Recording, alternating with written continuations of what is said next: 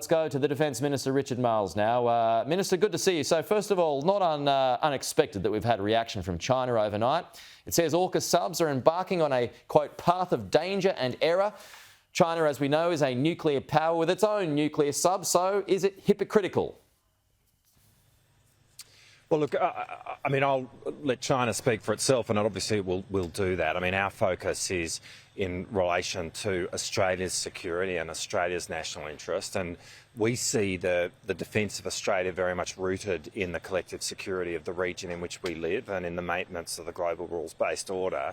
And we are acquiring this capability so that we can make our contribution to both of those things. And we've engaged in a very significant diplomatic effort over the last few months, but particularly over the last week, to explain to the region and to the world why we're doing this and exactly what we're doing. And I'm confident about the conversations we've had, and I'm confident that there is an understanding within the region about why we've taken this step. OK, if China reclaims Taiwan, or tries to, are we now locked into war with the US?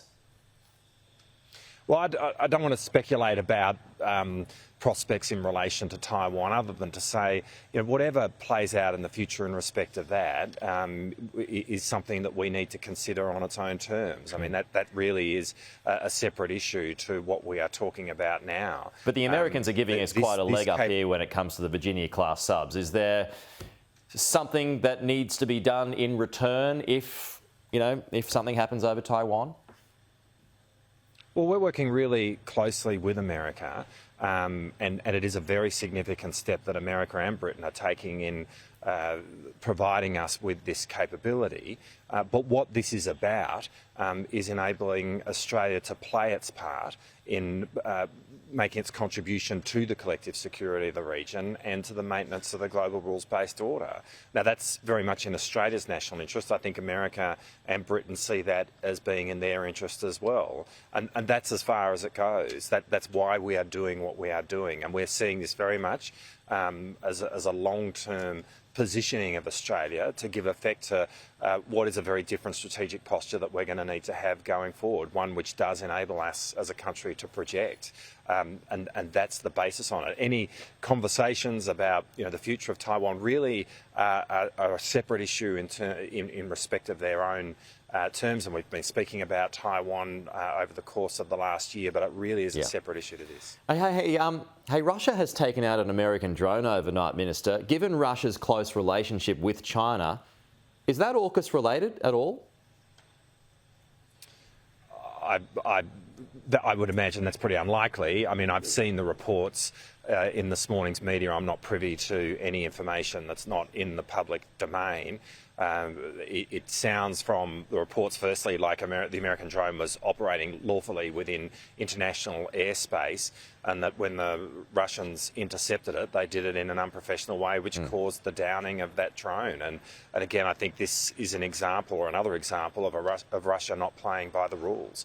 And ultimately, actually, that's what really underpins what's at issue in Ukraine in the first place, which is this is a gross violation of the UN Charter and the global rules-based order as a big power seeks to impose itself on a smaller neighbour, not by reference to the rule of law. And I think what we are seeing overnight is just another example of that, and Russia has clearly got some explaining to do. OK. Now back to AUKUS. It was Morrison's baby, but your government certainly deserves credit for getting it to where it is. The expense, as we all know now, eye-watering but necessary. But for the critics, Minister, how do you reconcile the cost with those now forced into household austerity?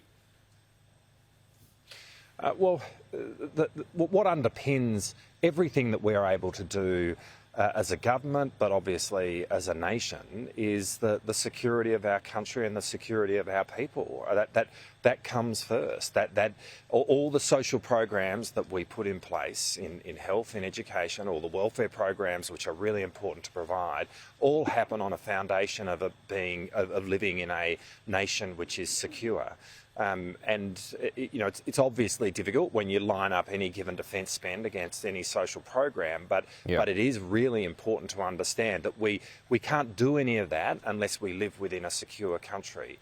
Now, in a rational world, what you spend on defence is a function of the strategic threat, the strategic complexity that the the country faces. And right now we face a lot of strategic complexity and a lot of strategic threat, and I can assure you that as a government we are rational people.